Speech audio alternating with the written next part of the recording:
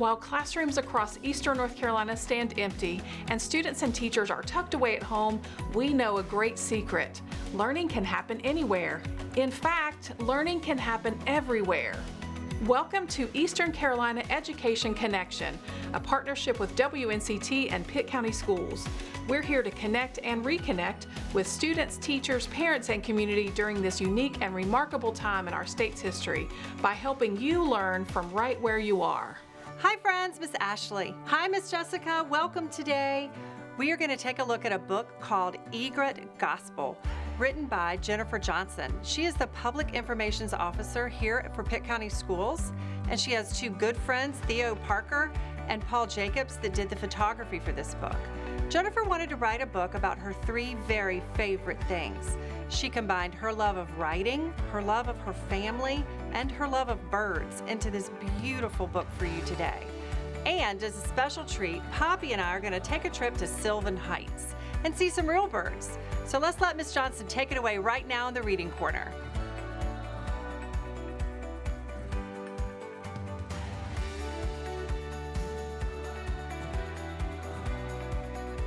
I wanted to share with you my love of words and my love of being with my family and my love of egrets and birds with you today because I have a book that my friend and I, now my friend loves photography and she did photography in this book, but we wrote this book together. It's called Egret Gospel.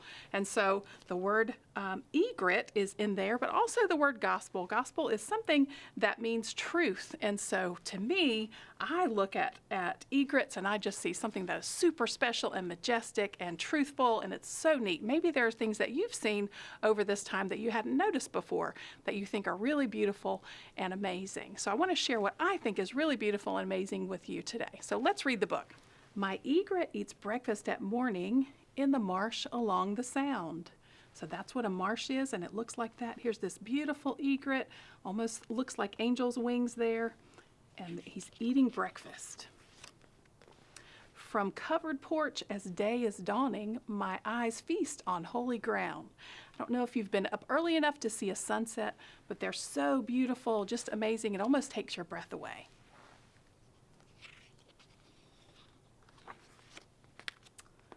Shared heaven is a watery place where treasure is concealed. And here's a beautiful picture that my friend took, and she has a picture of the egret. But look, there's some turtles going up the log there, and so treasure. It's almost like a treasure hunt when you see these birds. Among the shifting green of grasses, my angel is revealed. So we're looking at this bird, and there are the shifting green of grasses like you might see at the beach. Look at those feathers, wow. His wings are tucked at rest beneath soft feathers, white as snow. Look at that long beak and the green eyes there. It's absolutely beautiful. Long legs propel my celestial bird, his gait both graceful and slow. And you can see an egret actually bends his legs backwards, not forwards like we do, but backwards. It's very interesting and funny almost to watch. Unsuspecting catch, a shadowy shrimp, silver minnows jotting below. And if you can see that, this egret actually caught a fish, and my friend caught a picture of that just as he was fishing.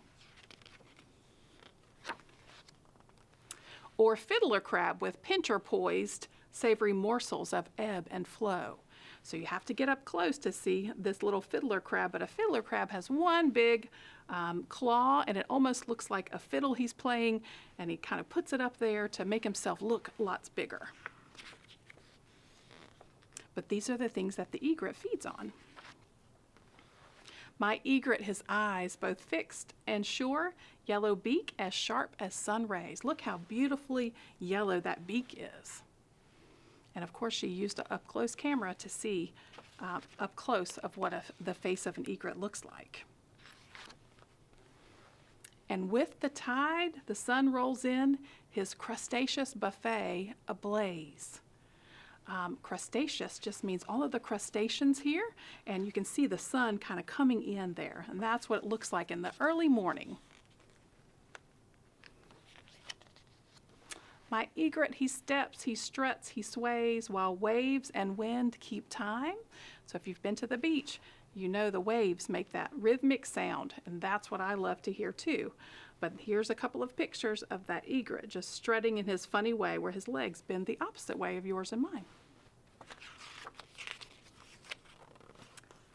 And look at this one. I love this picture. He's kind of dancing here.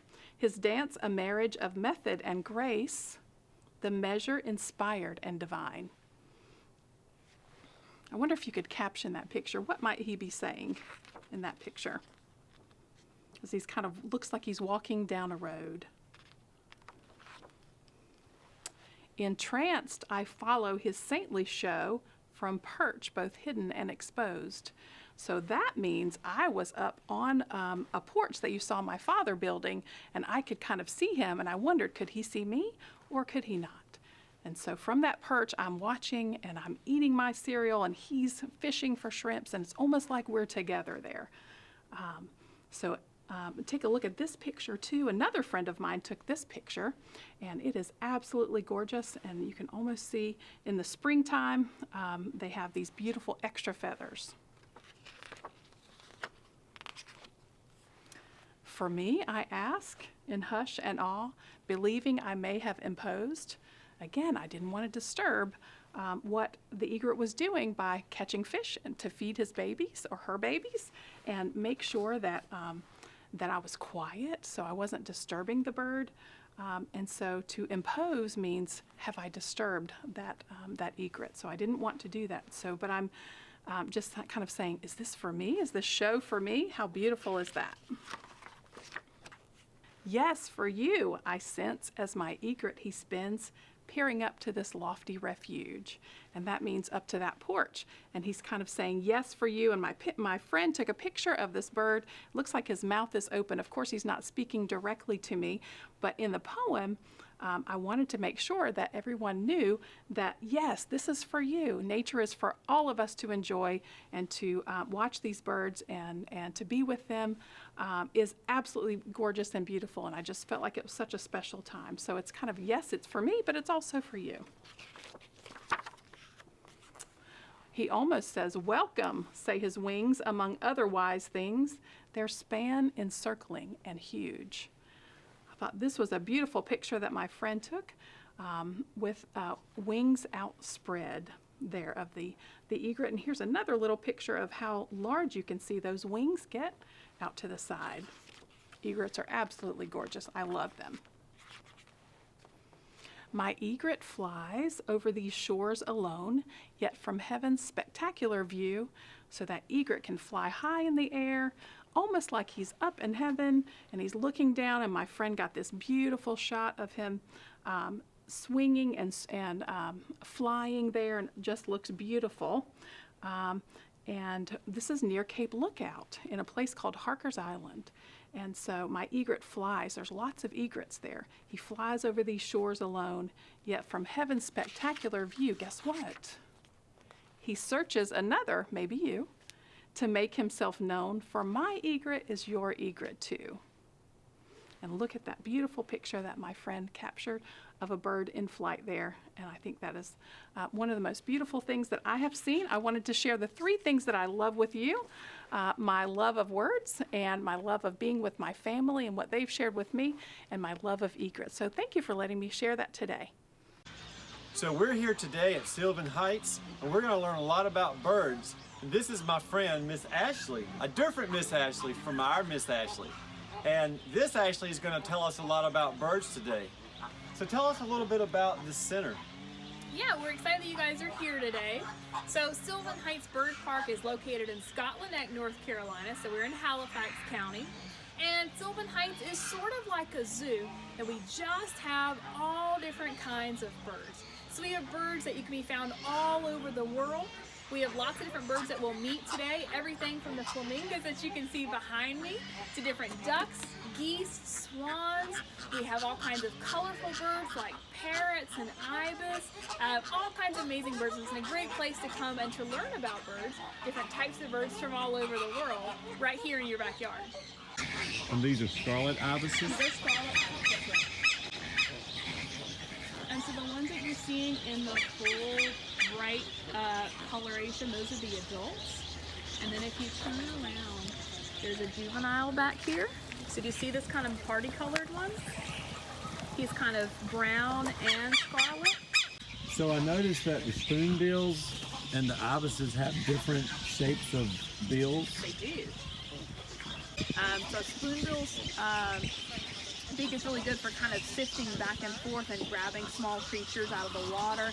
As where an ibis might be more, you know, they may be probing in the mud some, probing in among different weeds, but they've got more of almost like a pair of tweezers. And then your spoonbill has a, you know, a bit wider, it's almost like a pair of tongs. And you've got some great nest building going on here. So I found that little branch, I'm going to take and add to my nest. These are called southern screamers, and I guess you can tell why. You're not being diminished, I promise. And what are these guys? These are Coscaroba swans. They got very webbed feet. They do, yeah. So that's a great characteristic of all of our waterfowl, is that they have webbed feet. And webbed feet means that they have extra skin between their toes. And that's very important for waterfowl because they do spend the majority of their lives in and around water. And so they need to be great swimmers. And so those webbed feet allow their to kind of move through the water very easily. They can move a lot of water out of the way when it's basically like paddles moving through the water. But if you look very closely at their feet, they also have some claws because they do get out of the water. They do walk around. So those claws help them to get a grip while they're walking. So this is our male saddle-bill stork. So this is actually a species that is native to Africa. Now, one thing we notice about these animals are their long legs. These guys stand at about 5 feet tall, and they have these great big long beaks, which are awesome for eating fish. So these guys are wading birds. They live in wetlands, and they use those bills to kind of search around and grab fish out of the water. And then they can kind of toss their heads back and toss those fish right down into their mouth and to their throats. It's pretty awesome to watch. So we have 2 whooping cranes in this exhibit here. And our whooping cranes are going to look very similar to those saddle-bill storks that we saw. They do have those very sharp beaks. Now, they are an endangered species, which means that there's not a lot of these animals left in the world. And that's due to different things like habitat loss, and there used to be a lot of heavy hunting on this species for their beautiful feathers. That's now illegal. It's not allowed. They're protected by the government. So it's a great success story. They still have a ways to go. They are still an endangered species. But the great thing is that their numbers are coming back. Their numbers are growing. So it's always encouraging. It's time for a random dance break.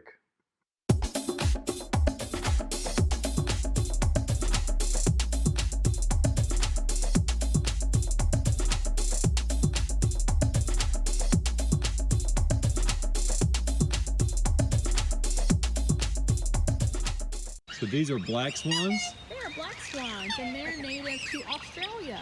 So unlike most of the other swans in the world, they really are, they're not majority white. We can see that they have black feathers really covering their whole body. They do have white feathers on the edges of their wings. So if they spread their wings, we can see a little bit of white feathers there. But really they have black feathers covering the majority of their body and those beautiful red beaks.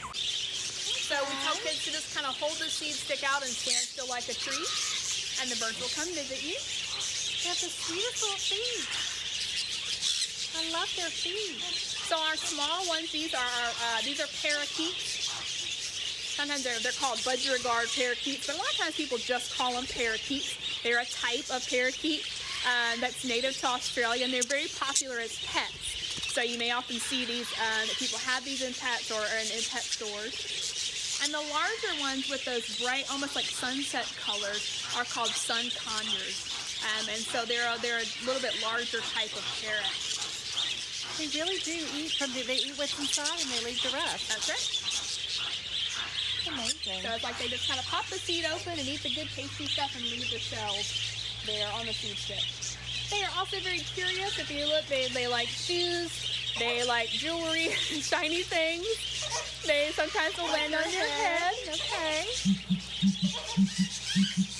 They're picking the nice things out of my hair. And she had one of these yellow ones. And he would come and just, give you a kiss right there on your face. You got some, Poppy? I do. Poppy got birds. Let me see if I can turn it You over want to for hold you. a piece of it? No, I'm good. It's totally up to you, Karen. I brought some Turning it extra. over. There you go. Okay. They are going to town on those little sticks. Oh yeah, that's their favorite treat. So they really love that millet. You gotta come out here, buddy. Come over here. I think you got a little bully friend up here that's happy with his stick. He's Oh, gonna yeah. have all the things. And we definitely have some that like to share more than others. This is like Ace Ventura when he says, "Come to me, jungle friends." Come to me, jungle friend.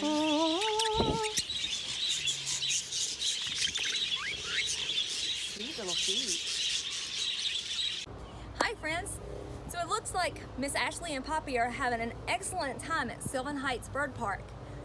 I'm Miss Cindy and I'm a fitness instructor, and I'm going to take a few minutes just to give you a few exercises that you can do right now with me, like the birds might do, to stretch out when they're perched up high in their trees, or when their swans are in the water, or the flamingos are walking around and then they like to stand on one leg. So if you're not already standing up, go ahead and stand up with me now, and let's do just a little bit of moving around. First thing I want you to do is just stand with your feet side by side. And I want you to put your arms out, stretch them. How far can you stretch your fingertips out to the side? Think about hummingbirds and how fast they have to fly to make that sound when they hum. They have to flap their arms really fast, right? So we're gonna make circles with our arms. Now, you can go really fast if you want to, but we're gonna start slow. So we're gonna circle our arms, and then if you wanna speed it up a little bit, you can go a little bit faster. And just think about how fast the hummingbirds would have to go to make all that humming noise. Now, if we stop going in the forward direction, we can go backwards. How fast do you think you can go?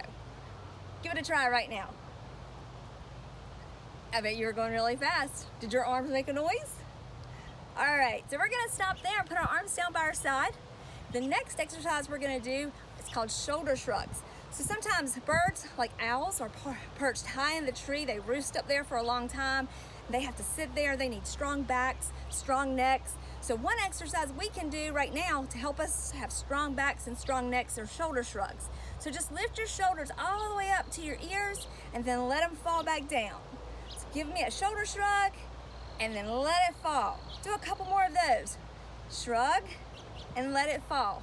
If you got one more, lift it high and let it fall. That should have felt really, really good to your back. So now, think about peacocks. Have you ever seen a peacock where they have really big, beautiful feathers? They let those feathers just go all the way open in the back. We're gonna do a stretch where we lift our arms all the way up. We call this a side oblique stretch. So with your hands above your head, I just want you to lean over to one side. You can do either side. It doesn't matter which one you do first. And what we're doing is we're stretching through our obliques that run along the side, okay? So stretch here and then come back to the center, and let's switch to the side that you didn't stretch so we can get them even on both sides. And so think about here, when we stretch, we're kind of spreading our feathers like peacocks do. Coming back to the center. Very nice job.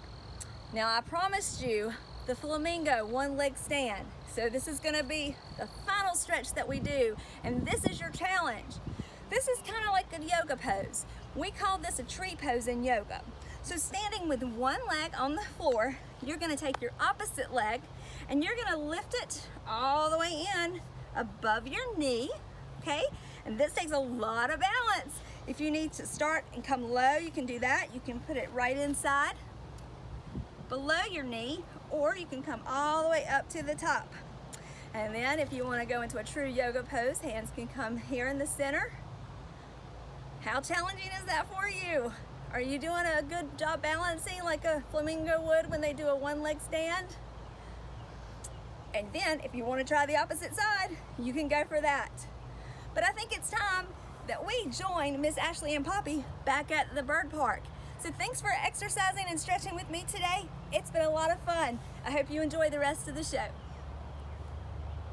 Well, I guess I could get in this bag. So what type of birds are those big, blue, beautiful things here?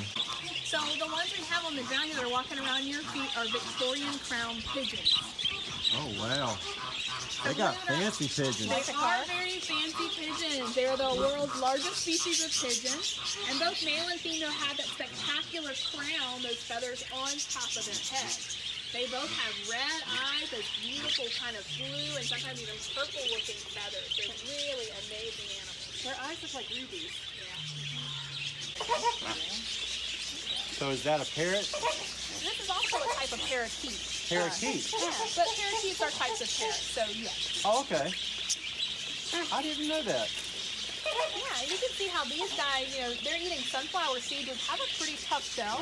But you can see the way this guy easily picks up those seeds and really just kind of opens that shell, gets the good parts out of the middle, that meat of the actual seed itself, and then just drops the shells back down on the ground. He's like, I don't need that part. They're really good at opening seeds and nuts with those sharp beaks that they have. Flush-crested jay. Flush-crested jay, yeah. So we're familiar with blue jays that we have in our backyard. There are many different species of jays around the world. And you can see how he kind of looks like he's fluffy on top. That's where the name comes from, that flush-crested jay. So he's a very curious little guy. He's checking all the food that we have to see if we got any big treats for him as well. Yeah, you have got some friends right there, Poppy. I'm telling you what. In a big way. In a big way. This is my new favorite place. Hello. You could just come here to be one with nature. Can you guys see the color difference on this flamingo right here? Yeah, he's very different. Oh, it's got some black. That's right, yeah. So he's not quite as pink as the others. He's got some black in his feathers. This is actually one of our juvenile flamingos. He was hatched last summer. And like we said, when flamingos are hatched, they're kind of a very soft gray or even like a whitish color. And as they age, they're going to get more of that pink coloration in their feathers and skin. So it takes them a while to kind of turn that full pink color. So he's kind of in transition stage right now, where he still has some of the darker feathers. He's getting more pink in all the time.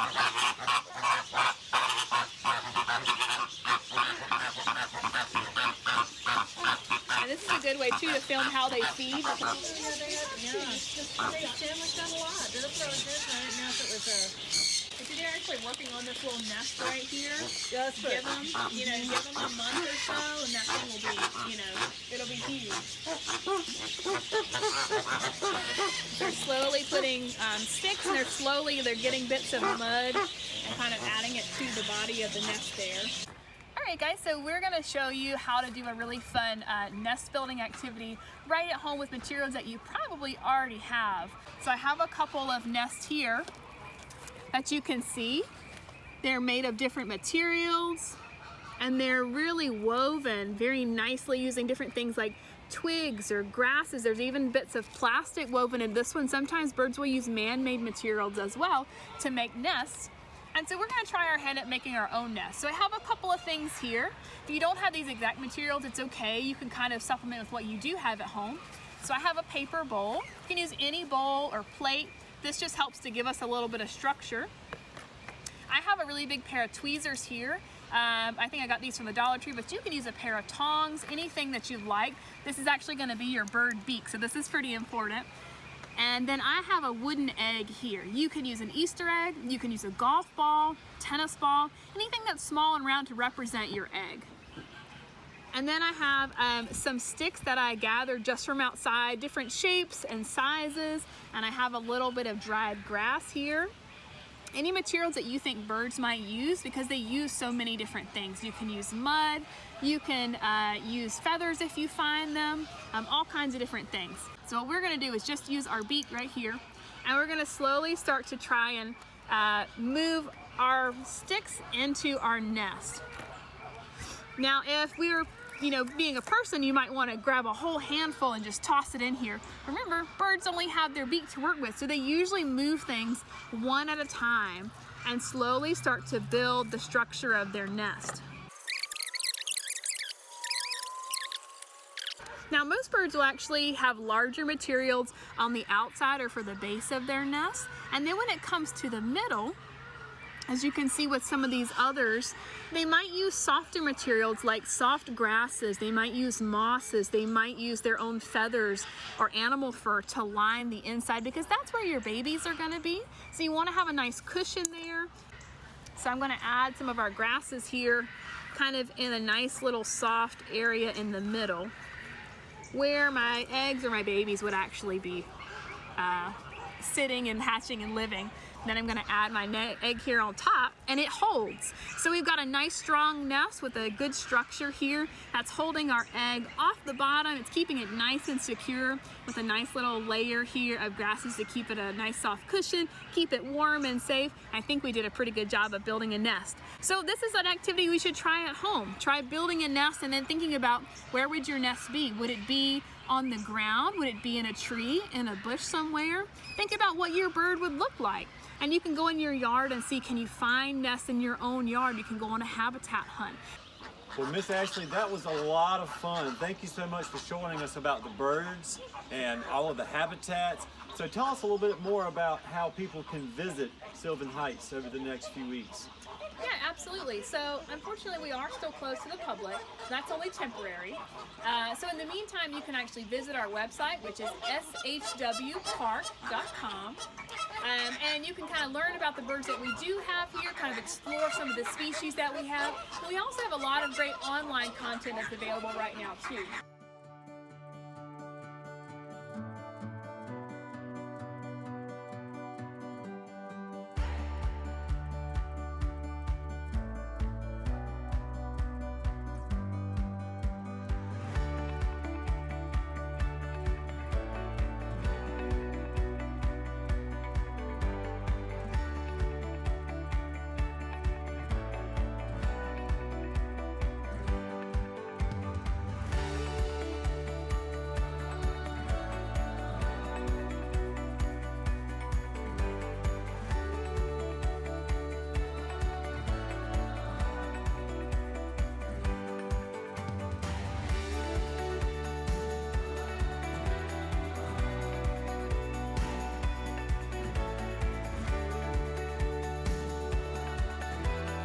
I'm so glad we got to spend this time together on Eastern Carolina Education Connection, and I'm really looking forward to our next episode where we can learn and explore together from right where you are. You can also connect with us on Facebook using the information below. We look forward to seeing you for our next episode.